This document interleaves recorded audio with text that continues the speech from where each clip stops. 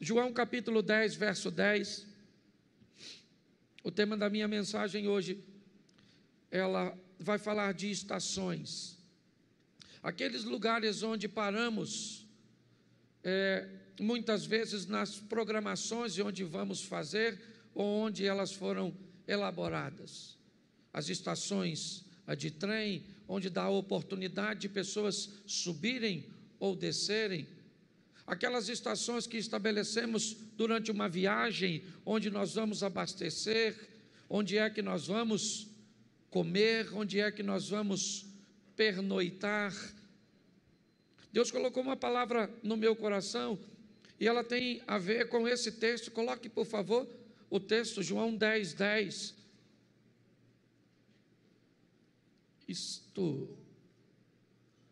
O ladrão não vem senão a roubar, a matar e a destruir. Eu vim para que tenham e a tenham com... Feche seus olhos. Senhor nosso Deus e Pai, em nome de Jesus, continua falando conosco. Usa-me, ó Deus, como um canal de bênção, pelo poder do nome de Jesus. Amém. Glória a Deus. Desde o início do ano, nós trouxemos para a igreja uma proposta de recomeço, de retomada, de realinhamento, de fazer com que a igreja retomasse aquilo que perdeu, realinhasse seu comportamento, revisse seus conceitos, rompesse com algum de seus paradigmas. Ou seja, no texto em que lemos, dito por Jesus, ele diz: o meu adversário é um ladrão, sua função é tríplice: roubar, matar e destruir. Porém, a minha função é oferecer a vocês vida, e vida com fartura, e vida com abundância. Minha proposta hoje é mostrar para você que ao longo da sua caminhada, obrigado, Daniel, ao longo da minha e da sua caminhada, algumas estações precisam ser estabelecidas, lugares por onde nós vamos passar, posicionamentos que vamos ter que tomar ao longo da caminhada, para que se cumpra essa palavra de Jesus. É muito importante entendermos que o relacionamento com Deus para esta vida é um relacionamento de parceria, onde aquilo que Deus fez por mim e aquilo que eu faço vai estabelecer tudo aquilo que vai se realizar mais à frente. Por isso eu peguei, antes de estabelecer um lugar de chegada, ou seja, de alcançarmos, de chegarmos, de concretizarmos, de realizarmos, nós precisamos identificar que algumas estações, ou seja, alguns posicionamentos precisam ser tomados. E eu rapidamente vou falar dos 5 que eu separei.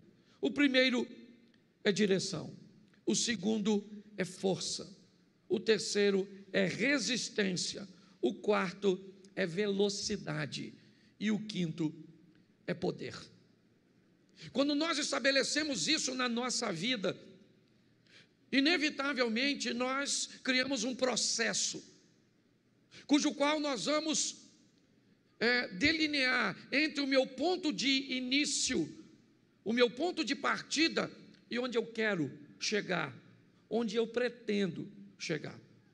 Ao estabelecer a nossa direção, nós vamos começar a delinear nossa trajetória, nossas prioridades, nossas companhias.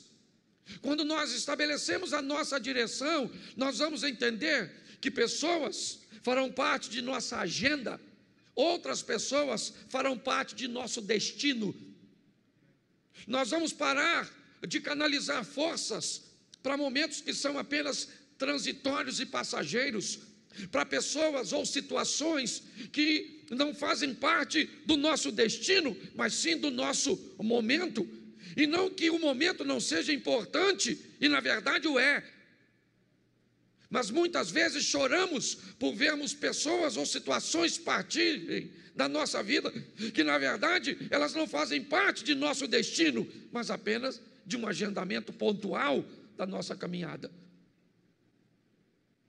Existem, e nós precisamos entender que esses destinos são espirituais e físicos. Quando nós olhamos para isso, né, nós precisamos entender que a nossa direção vai ser muito influenciada, mas muito influenciada pelo meio de convívio que nós estabelecemos. Na vida só há duas direções.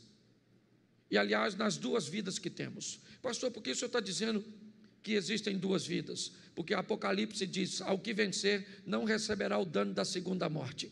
Se a Bíblia diz que tem duas mortes, é porque tem duas vidas. E uma delas é espiritual, que define o destino, que pode ser céu ou inferno. E outra vida é física, que define o que você vai viver, felicidade ou infelicidade. A proposta que Deus tem para mim e para você, que eu quero hoje transmitir para você, é que você define entre as duas possibilidades do mundo espiritual, céu ou inferno. Pastor, não tem uma terceira? Não tem. Ou é céu ou é inferno. Eu queria ser uma alma penada, não queria ir para lugar nenhum. Não rola. Sua direção ou é céu ou é inferno no mundo espiritual. No mundo físico, sua direção ou é felicidade ou é infelicidade. É assim que funciona. Então a proposta bíblica é o quê? É céu para a vida espiritual e felicidade para a vida física aqui neste mundo. É isso. Quando nós olhamos, por isso Jesus diz: eu vim para que tenham vida e a tenham em... Ou seja, você vai ter uma vida extraordinária nesta terra, só não vai ter se você fizer escolhas erradas. E além de tudo, você vai depois estar com Deus. E o que a Bíblia me diz para que eu possa criar ou estabelecer uma direção correta? Primeiro é saber para onde eu estou indo. A Bíblia diz que ouvir pessoas, buscar conselhos é importantíssimo para o desfecho da fase da direção, que é a primeira fase.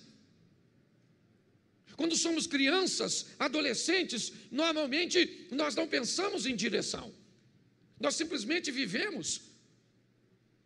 Mas quando vamos entrando na juventude, inevitavelmente a vida ela vai nos levando para uma fase de responsabilidade, onde ela vai requerer de mim e de você qual a direção, é céu ou inferno? Qual é a direção?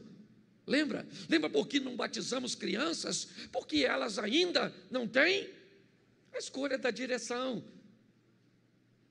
Mas quando isso passa, inevitavelmente, a vida pede dela, céu ou inferno, felicidade ou infelicidade. Só tem duas direções.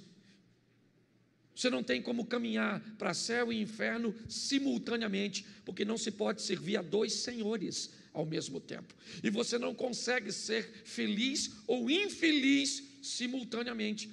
Você pode ter alegria e tristezas, coisas envoltas em momentos. Você pode parecer ser feliz por causa de uma euforia, aquilo que vem de fora para dentro.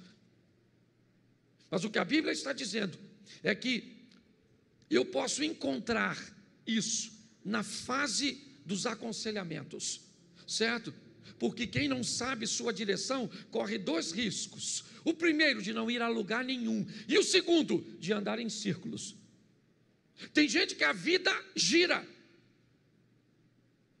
certo? Simplesmente não avança. Você encontra alguém hoje e você encontra ele daqui a 10 anos e ele está no mesmo lugar.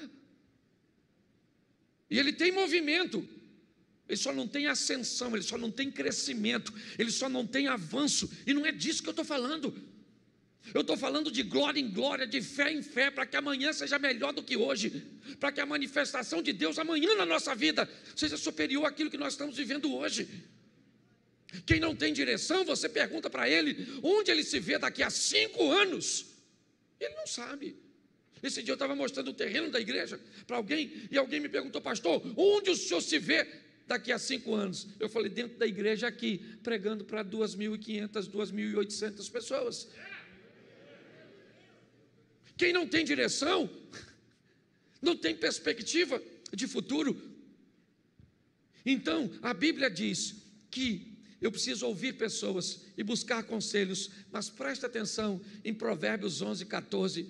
Coloca para mim, por favor, Provérbios, capítulo 11, verso 14. Eu vou dar mais uns 4 ou 5 versículos, então, por favor, fique atento, eu acabei não combinando com vocês. Provérbios 11, 14. Isso. Vamos lá? Não havendo sábia direção ou sábios conselhos, o povo, mas na multidão dos... Preste atenção, você precisa de conselho, sim ou não? Sim ou não? Mas de que tipo de conselho? De gente sábia. Ok? Para você ter uma boa direção, você tem, certo? Que buscar viver perto de quem tem sabedoria, porque conselho de cabeça de bagre não vai te levar a lugar nenhum. Quanto mais rápido você descobrir qual é a direção, para onde você está indo, qual é o seu fim, qual é o seu destino, onde você se vê daqui a 5 anos, a 10 anos. Pastor, isso é se preocupar com o futuro? Não, isso é planejamento de vida. É assim que funciona, tanto no mundo espiritual, quanto no mundo físico. Está lá, a água nos artelhos, a água nos joelhos, a água nos lombos, a água, certo? E depois eu não consegui. O que é isso? Isso são níveis. E nós precisamos entender e olhar para esse ambiente. Porém, já que eu estou falando de caminhada e de vida, tome cuidado, porque ao longo da vida, você pode encontrar sábios, pessoas sábias que estão perdidas. Então, às vezes, você pode receber um conselho extraordinário de um bêbado. Esse dia, eu ia dar aula num local, ia ministrar uma aula, e chegou um camarada na minha casa, e ele me deu uma aula extraordinária, alguém que eu não imaginava que ia me ensinar tanto, me ensinou naquele dia. Mas cuidado, porque você pode receber um conselho de loucos que têm direção.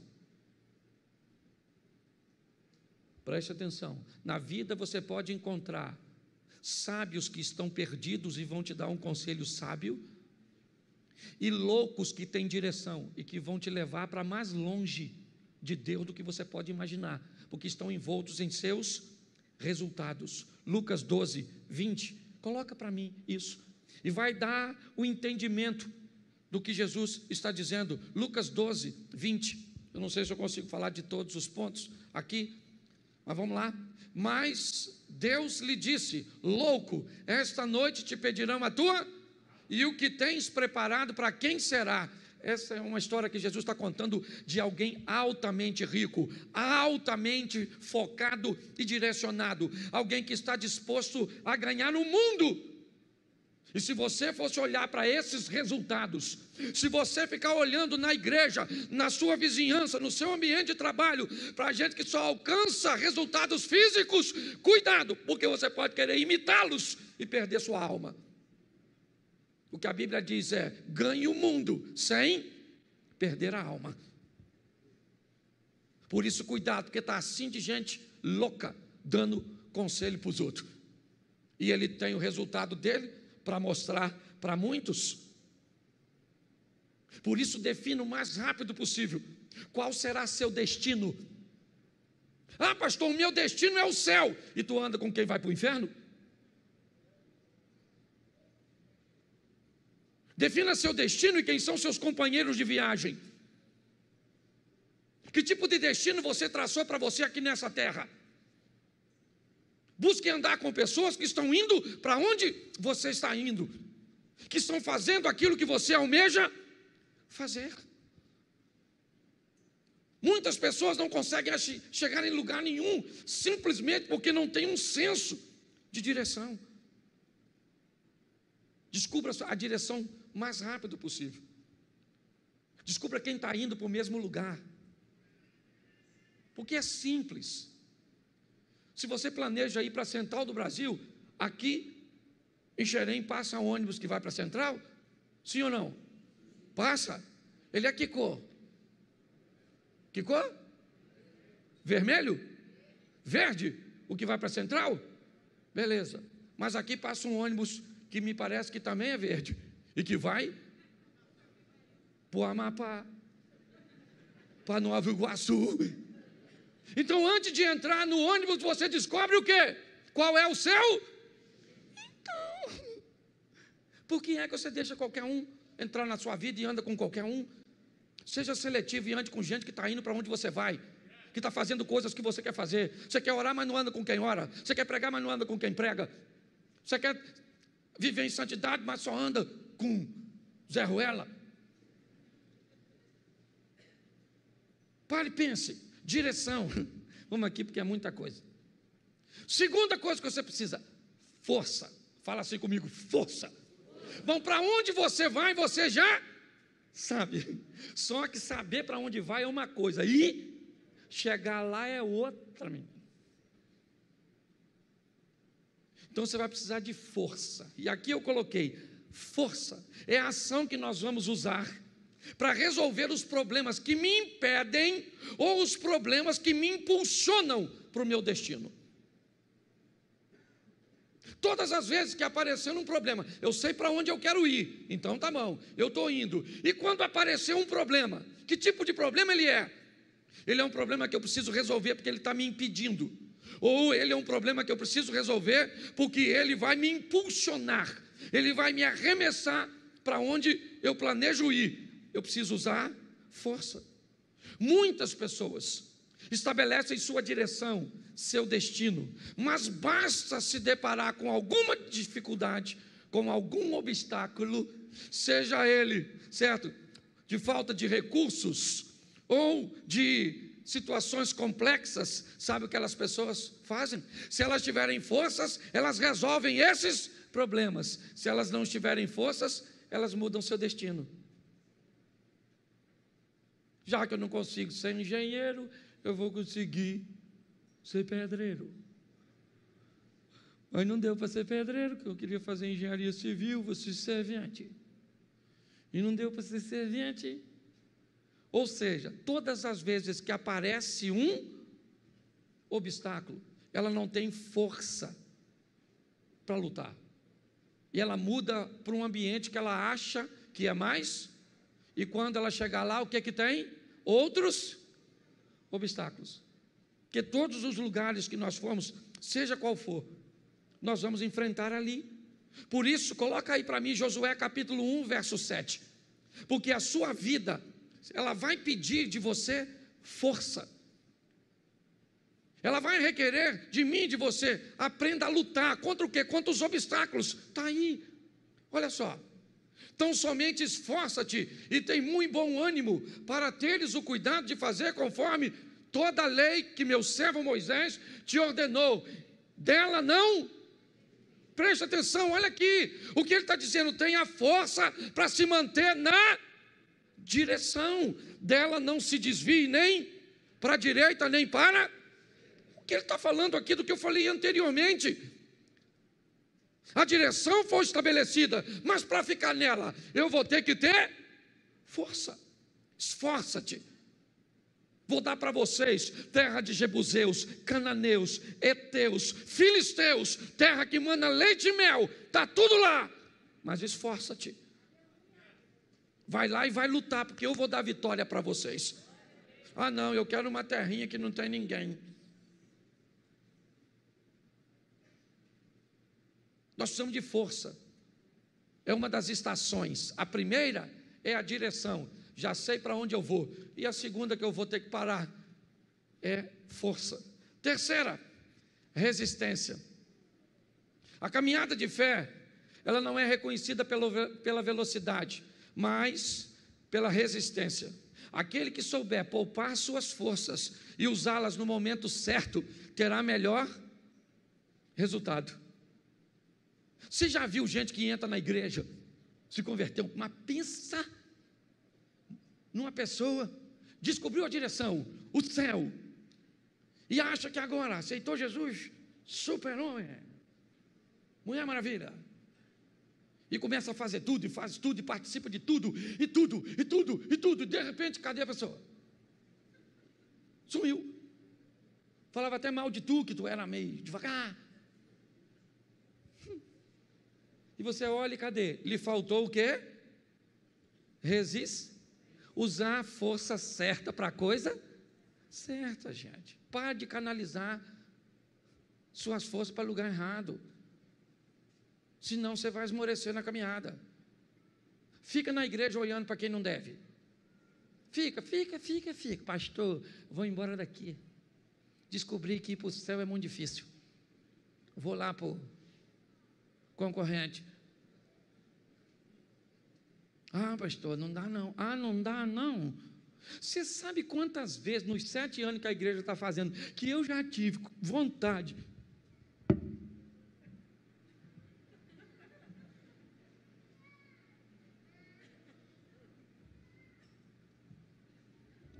Um montão. Tem gente que bate nas minhas costas ali, pastorzão. E por trás.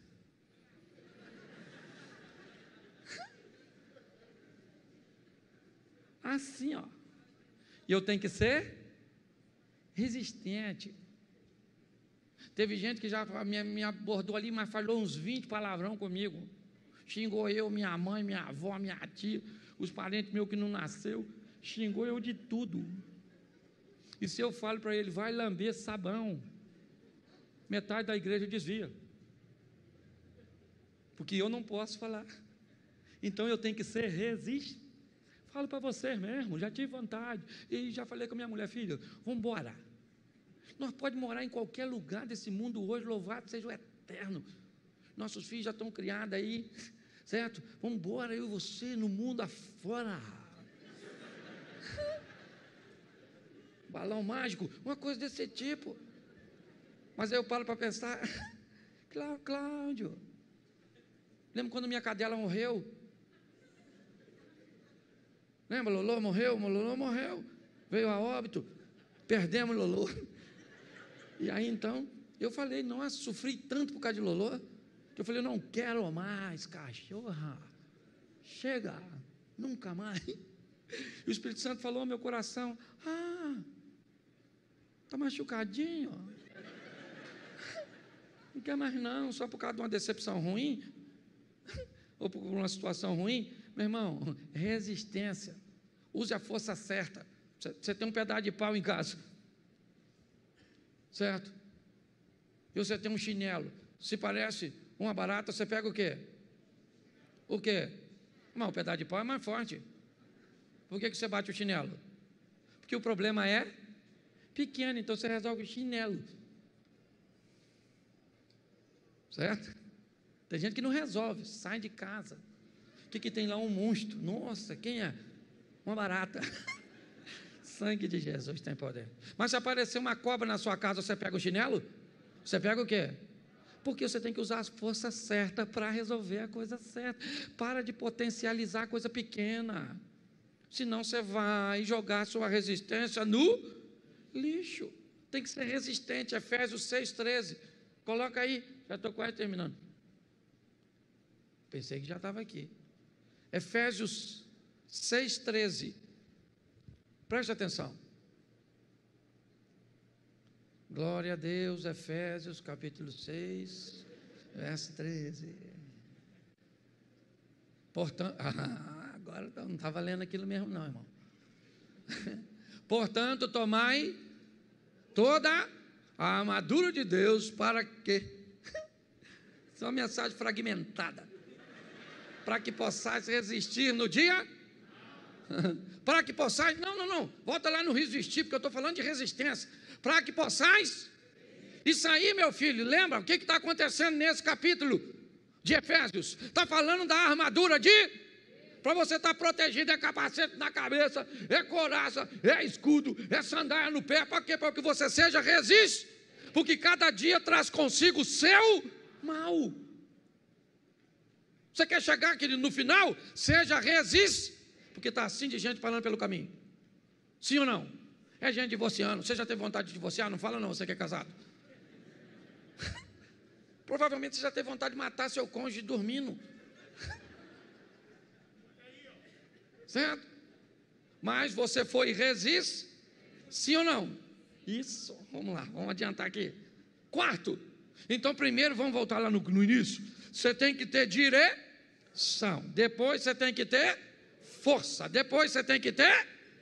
E aí, se você chegar até aí, você define a velocidade. E eu confesso que eu fiquei desapontado quando me deparei com esse texto de Números 13, 25. Eu já tinha passado por esse texto dezenas de vezes, mas eu nunca tinha parado para ver sob essa perspectiva. Números 13, 25. Depois, voltaram ao fim de quantos dias? Quantos dias? Se esses caras voltam de espiar a terra depois de 40 dias, se eu quiser fazer qualquer tipo de conta, vai ficar, certo? Pequeno. Sim ou não? Sim ou não? Sim. Se ele levasse 20 dias para ir, mais 20 para voltar. Se levou 15 para ir, 15 para voltar, 10 para espiar. Se levou 40 para ir, 5 para espiar, 40 para voltar, seja qual for, a conta compromete algo muito sério, a velocidade. O que a Bíblia está dizendo é que o povo leva 40 anos para atravessar ou para chegar num lugar que os espias fizeram com... Nós temos um problema aqui, velocidade. Ok? Velocidade. Muitas pessoas se perdem porque ficam a vida toda lutando por um propósito. Cuidado com isso, porque quando Deus diz, vai lá e espia, eles estão 40 dias, 60 dias, que tivesse um ano distante de onde Deus preparou para eles, e eles levam 40. Deus tem coisas para mim e para você que pode ser alcançado muito mais rápido do que você imagina, mas depende do seu posicionamento mediante a isso, porque velocidade é extremamente importante, porque a vida é curta, única e rápida. Dê uma olhada para isso. Por último, aqui, porque está assim lá fora, ó. Quando sair você sai, mas sai mesmo, que é para o povo entrar, e eu tenho que correr aqui, porque esse culto é assim mesmo. Por último, poder. Poder, você precisa de poder. Você precisa de direção? Precisa. Você precisa de força? Precisa. Você precisa de resistência? Precisa para a sua caminhada de fé. Você precisa de velocidade? Precisa. Alcança o objetivo e já lá estabelece outro, mas você vai precisar de poder. E aqui eu quero colocar esse poder totalmente nas mãos do Senhor. E quando Nicodemos olha para Jesus e vai conversar com ele, João capítulo 3, para nós adiantarmos, sabe o que Nicodemos diz? Ninguém pode fazer esses sinais que tu fazes, se Deus não for. O que Nicodemos está dizendo? O Senhor tem força, resistência, direção. Não é disso que ele está dizendo. O Senhor tem poder. Quando olham para Saul, com os melhores músicos na sua corte, e um homem diz, conheço um filho de Jessé, o belemita, sabe tocar bem, bom de palavras, valente, de boa aparência, e o melhor, Deus é o que Davi tinha que os outros músicos não tinham na casa de Saul: poder. Poder. O que José tinha na casa de Potifar do Egito? Poder. Potifar viu que o Senhor era com ele. O que Daniel tinha na Babilônia? Poder. Os sábios disseram: olha, ninguém pode atender o seu pedido, nenhum rei jamais pediu isso, porque o que você está pedindo só os céus sabem. E Daniel chegou e mostrou que os céus sabiam, porque tinha poder. Você quer chegar onde você deseja? Aprenda que tem poder nos céus para ser liberado para você e para mim, para colocá-los em uso aqui nesta terra. Aqui eu fecho dizendo o seguinte: você hoje pode começar a sua caminhada de maneira certa, usando todas essas estações. Você hoje pode definir em qual estação você se encontra e que talvez te paralisou, e você não consegue passar dela. Pastor, eu tenho direção, eu tenho até força, mas minha resistência é fraca, e eu fico migrando. Defina onde você está. E a terceira, organize a sua caminhada, para que você consiga agilidade na conclusão. Muita gente, eu conheço assim de gente, está há muito tempo lutando por uma coisa, e não sabe se é o que Deus quer, se está na hora certa, se faz, se não faz, e aí fica migrando, porque quem não sabe para onde vai, acaba não indo a lugar nenhum.